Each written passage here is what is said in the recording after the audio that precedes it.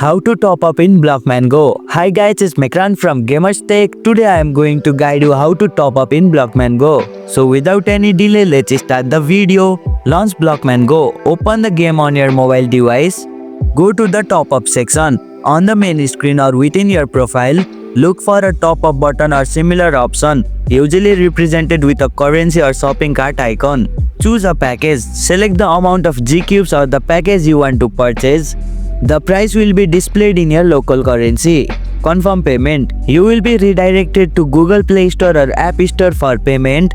Use your preferred payment method such as credit card, debit card, Google Play or Apple Pay or linked mobile wallet. Receive the Gcubes. After completing the payment, the Gcube will automatically appear in your Blockman Go account. And here you go, it's done. That's how you can top up in Blockman Go.